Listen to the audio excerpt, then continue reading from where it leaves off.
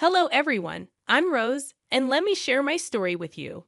My mother in law, Sherry, used to be a different person, not the vain and shallow woman she is now. This change occurred later in her life, or at least that's what my husband Dylan believes. Growing up, Dylan and Sherry didn't have a lavish lifestyle. They led a modest life together after Dylan's father passed away when he was just 4 years old. Sherry took on the role of the breadwinner, and they've lived a simple life until Dylan secured a great job after college. Dylan is a remarkable and kind man, not just because he's my husband. He earned a full scholarship to medical school and became a doctor. Despite his success, Dylan remained humble. However, Sherry's life took a turn for the luxurious. Now, let me clarify. I don't have a job for reasons I'll discuss later, but that doesn't mean I am poor or dependent on others. Unfortunately, Sherry got the wrong impression of me when we first met. Whether it was my clothes or mannerisms, something repelled her. On our first encounter, she said, "Dylan, is this the girl you've been raving about? She's so plain and average. Why would you choose someone like her? Does she even have a job?" My name is Rose, and no, I don't have a job. However, Sherry assumed that meant I was planning to trap her son and drain his money. She labeled me as a gold digger and a parasite, making baseless assumptions about my character. Dallin defended me, but the argument escalated and we decided to leave. During our journey home, Dylan apologized for his mother's behavior, acknowledging that she had crossed a line. He reassured me, saying his mom no longer knows how to act like a sane person. Although her words hurt, Dylan asked me not to mind them. Yet I couldn't shake the feeling that being comfortable around Sherry might be a challenge. After all, she's the only parent Dylan has left. I decided to step back. We don't have much extended family, and completely cutting her off isn't feasible. I won't push you to be friends with her, but can you at least be civil around her? I can act respectfully towards your mom, Dylan, but I doubt she'll reciprocate. Don't worry, Rose. I'll keep her in check. If she crosses the line, we can consider reducing contact. I love my mom, but I love you too. I won't let her harass you for no reason. I was skeptical about my relationship with Sherry. Dylan assured me he'd stand up for me, but I still felt uneasy. Dylan and I got married 3 years after we started dating. We had a court wedding due to financial constraints. Dylan was sending Sherry a lot of money every month for emergencies. Even after we married, he continued this practice, straining our finances. I didn't stop him. I believed he had the right to help his mom. However, Sherry became a problem. She regularly spoke ill of me and gossiped with her friends, spreading rumors about me being a gold digger. I ignored it initially, but it started affecting my reputation. Despite Dylan's efforts, Sherry never treated me kindly. She believed I wasn't good enough for her son. Surprisingly, one day, Dylan told me that his mom wanted to invite me to a small party she was hosting. I was skeptical since she disliked me. Dylan assured me that she promised to improve and wanted me there. It seemed odd considering her recent financial struggles, but Dylan believed she managed somehow. I agreed to go, despite my concerns about her behavior. Dylan hoped his mom was making an effort, so I decided to keep an open mind. I truly wanted us to mend our relationship and become friends. I had serious doubts that Sherry would ever consider being friends with me, despite my willingness to be civil and make an effort for Dylan's sake. It seemed that Sherry had little regard for his happiness. Despite my skepticism, I decided to attend the party, eagerly waiting for Sherry to provide details. Sherry texted me the next day, and I assumed she was extending the invitation. However, her message took an unexpected turn. She started by mentioning the party at a 5-star hotel everyone had been raving about, promising her friends a great time. This excited her, and she planned to take 15 people. Curious, I asked if I was invited, given Dylan's assurance. To my surprise, Sherry responded with arrogance and disdain. She made it clear that I was not invited, emphasizing the exclusivity of the event due to her wealth, family status, and the supposed classiness of her friends.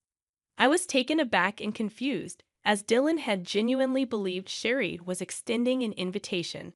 I expressed my assumption, only to be met with Sherry's condescending remarks, stating that I wouldn't understand the intricacies of planning such an event. I decided to maintain my dignity, acknowledging her message and clarifying that I wouldn't attend if I wasn't wanted. Sherry reiterated her stance, emphasizing her class and status, while I resisted the urge to respond with anger. Disappointed and hurt, I chose not to share this with Dylan. Instead, I patiently waited for the day of the party. Sherry, oblivious to the emotional impact of her actions, sent me a picture showcasing her and her friends in designer outfits, flaunting their status on social media. I refrained from responding, choosing to focus on my work and patiently await the unfolding of events. After about 3 hours, I received a call from my dad, and here's a confession for you all. My dad owns the hotel where Sherry was hosting her party. Sherry had no clue about this. 3 years ago, I inherited a substantial amount from my grandfather, which I invested in my dad's business. Now, I receive a share of the profits from the hotel and other family-owned businesses. Despite coming from a well-off family, I prefer not to broadcast it, and that's why Sherry was unaware of my background. She also had no idea about the high cost of the 5-star hotel and its restaurant. Sherry let her friends order without checking the menu or prices, resulting in a hefty $2,000 bill. This turn of events was the perfect opportunity for revenge.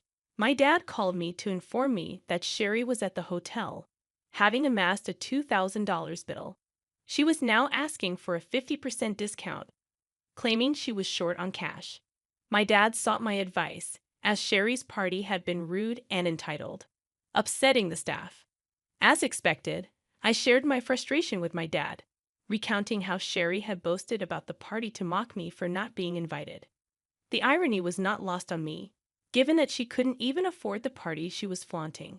My dad expressed his understanding of the situation and shared the challenges faced by his staff due to Sherry's behavior. I saw an opportunity for revenge and suggested making Sherry and her team wash the dishes, clean the entire kitchen and the floor, given their insulting behavior.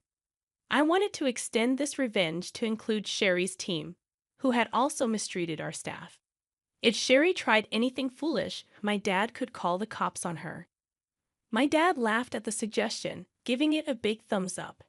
He even offered to share pictures of the event. It seemed like the perfect chance to turn the tables and teach Sherry a lesson about humility and respect. When it happened, I would have relished seeing Sherry face the consequences of her actions. My dad promised to follow my suggestion and hung up. An hour or so later, he sent me pictures of Sherry and her friends washing dishes and wiping the floor at our restaurants. Dad also shared that when Sherry saw him as the restaurant owner, she looked relieved. She began telling him that she knew the owner and they would get out of the situation. To her surprise, Dad instructed her to clean his restaurants. She was dumbstruck for a while, and when she started to protest, Dad reminded her that since she didn't consider me family, he didn't consider her family either. It was a hilarious turn of events, and though I wished I was there, I did get some good pictures. After a while, Dylan came home looking visibly upset. I could tell he had heard from Sherry about what happened, and I knew she must have given him a twisted account of the events. He approached me, questioning what he heard about my dad making his mom clean the restaurant dishes. I explained to Dylan that it was the usual norm for us in such situations. Sherry had gone to our restaurant, racked up a $2,000 bill, claimed she didn't have more than $1,000, harassed our staff, and her party had been a nightmare. I believe this punishment was fitting. Dylan seemed surprised and questioned who Sherry had taken with her and what they ordered. I informed him that she took 15 people, and they ordered a lot, especially the fancy items. He expressed disbelief, as Sherry had told him she was taking only 4 people and had invited me, but I declined. I clarified that things didn't happen that way, and I showed him the text messages from Sherry. Dylan requested the bills and asked me to show him the texts, wanting to understand the situation better. I showed Dylan all the texts, and my dad sent him the bills. I also presented some pictures to illustrate the scale of Sherry's party. Dylan grew extremely mad when he saw everything. He called Sherry, asking her what was wrong and why she hadn't told him the full story. Sherry claimed she only mentioned being short of cash, and I must have given him a different story to sabotage her. Dylan confronted her, pointing out that she declined my invitation and insulted me by saying I wasn't classy enough for her. Sherry tried to brush it off as a harmless joke, but Dylan wasn't buying it. He questioned her spending thousands of dollars taken from him on friends while insulting his wife. He called her out for her actions, stating that spending $2,000 on food and drink wasn't a small matter. Sherry was left trying to justify her actions, while Dylan expressed his disbelief at her behavior. I made a mistake by giving you money whenever you shared stories about needing it, Mom. Well, guess what? I'm not giving you any money again. But Dylan, you've been so supportive for so long. You can't just stop now. It was a one-time mistake. Dylan, why are you overreacting? No, Mom, I am not overreacting. This is not a one-time mistake. If you can't even consider my wife as family, I don't want anything to do with you. I always thought you would change your mind, but you never did. I'm not paying you to insult my wife and call her classless while she sacrifices a lot to support you. This ends now. Dylan didn't listen to Sherry anymore. He hung up on her and blocked her number.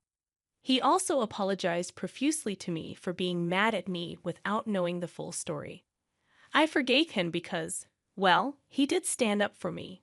We had a serious discussion about Sherry and jointly decided that she will no longer be in our lives for now. Yes, Dylan is now a wealthy man, but he knows to stay humble. He found Sherry's behavior completely unacceptable, especially because it was directed towards me. I agreed with the fact that it was very unfair to me, and I was all set to remove her from our life for good. In the next few days, Sherry reached peak madness. She realized that her own actions may have damaged her relationship with her son for good, sending her into a horrible panic. She showed up at our house and demanded to speak with Dylan. Slowly, her demands turned into begging after she was turned away from the door every time. Yes, Sherry worked and earned some money. However, it wasn't enough for the high-end lifestyle she had gotten used to all these years.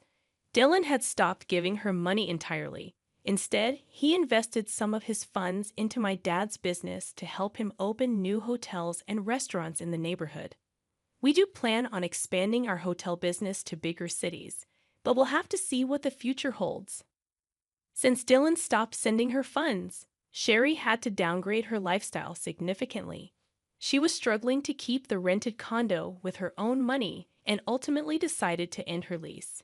She has now shifted to a small one-bedroom apartment and doesn't have any money to spend on extras after all the bill payments. How do we know this? She emails us about it.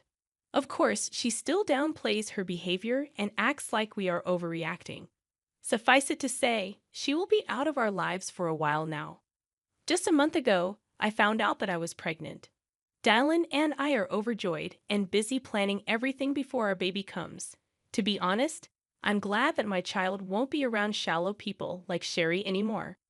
But if the time comes, I will make sure my dear mother-in-law doesn't get to fill my child's head with nonsense. For now, please wish us luck so that we can be good parents to a healthy child.